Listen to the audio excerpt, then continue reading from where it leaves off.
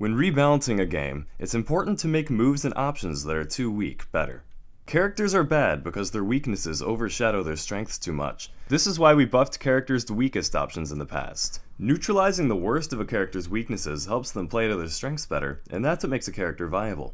But what if a character's strengths are too good? What if a character's strengths outweigh their weaknesses and make them overpowered? Nerfs are just as important as buffs when rebalancing a game. If something's unfair, it needs to be fixed.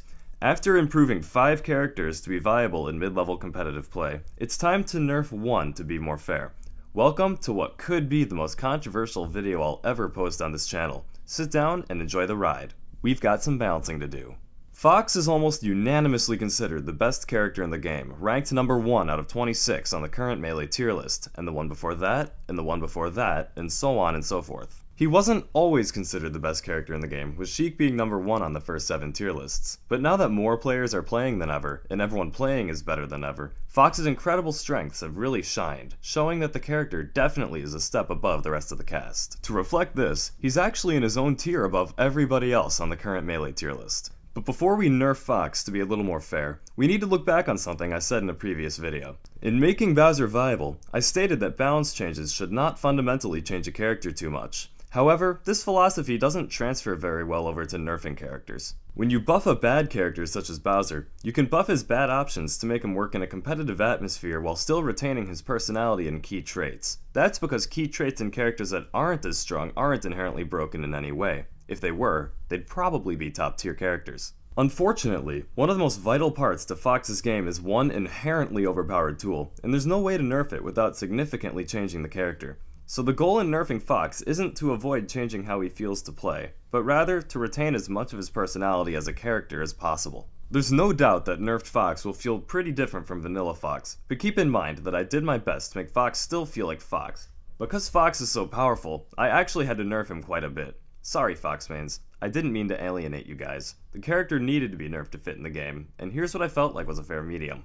Fox is a jack of all trades and a master of many. He has amazing mobility, a fantastic recovery, a combo game rivaled by only a few other characters, and a slew of extremely powerful options that we'll cover later. Fox is basically unique in that he can really basically do whatever he wants at whatever time he wants because of the incredible amount of options he has at almost all times. Fox is overpowered because he's better at just about everything than just about everyone else. This presented a lot of interesting challenges when considering how to nerf him, but it's something that had to be done, so let's jump into it.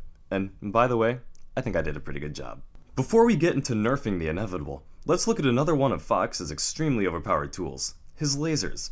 Lasers are the best camping tool in the game. They come out very quickly, can do a lot of damage in a short amount of time, and reset scaling on other moves. On top of that, they're totally non-committal, which makes them almost impossible to punish, and Fox is so mobile that it isn't that hard for him to find the time in the room to shoot them. An option that non-committal that can still do so much damage and will always put the opponent in a bad position in which he has to approach isn't fair at all. Lasers actually very well might be the most unfair option Fox has, so they got the heaviest nerf. Nerfed Fox will not be able to short hop double laser, he'll only be able to short hop single laser, and his lasers will be nerfed to deal only 2% damage instead of 3%. Sure, you can still do damage, it's still pretty non-committal, and you can still unstale your moves, but it's far more reasonable. And actually, it still kind of feels like vanilla Fox. Next, we're going to nerf his up air. Up throw to up air is one of Fox's best kill options, and honestly, it's kind of stupid how early it can kill. Nerfed Fox's up air will do less damage and have less knockback, which will make it less stupid of a kill move. We still have more stuff to nerf, but let's get to the big one, Shine. Along with Falco's down air, Fox's Shine is arguably the best move in the game. It has a hitbox that comes out on frame 1, makes Fox invincible on frame 1, has set knockback so it can be used as a combo starter, extender, or finisher at any time, puts the opponent into hit stun for a very long time, breaks crouch cancel, and can be jumped out of as early as on frame 4, which means many follow-up options are guaranteed. Because it's so fast, it's unpunishable in many situations, and it's one of the best, if not the best, out-of-shield options in the game. On top of that, it can also reflect projectiles, but no one really cares about that. This move is ridiculously overpowered and needs to be nerfed pretty heavily to be fair. My goal in nerfing Shine was to make it a little more situational and significantly less devastating for the opponent if it hits. Shine now doesn't have an electric effect on its hitbox because the electric effect gives the opponent 50% more hit stun than the other effects. On top of that, it no longer has weight dependent set knockback, so it's less strong against crouch cancelling, and it doesn't always combo into the same options at any percent. It doesn't grant invincibility on frame 1, its hitbox comes out on frame 3 instead of frame 1, and it isn't jump cancelable until frame 6 instead of frame 4. Shine is still a very good move, but now it's far less ridiculous. With Shine nerfed, let's move on to his recovery. Side B is pretty reasonable, but the distance on up B is a little too much. Nerfed Fox's recovery will be a little shorter. The last nerf we're giving to Fox is to his up smash. Its damage and knockback will be changed to match Pal Fox. This is the final nail in the coffin to the 15-year dynasty of the most powerful character in the game. He's still a very well-rounded, excellent character, but now he's a lot more fair.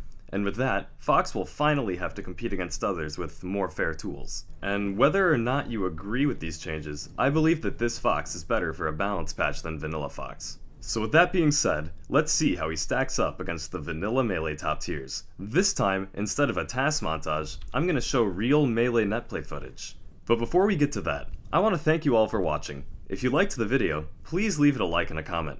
If you like this series, be sure to subscribe, because, hey, this is only the 6th video in the series. I still have 20 more of these to make. Until next time, this is MagicScrumpy, and here is Nerfed Fox.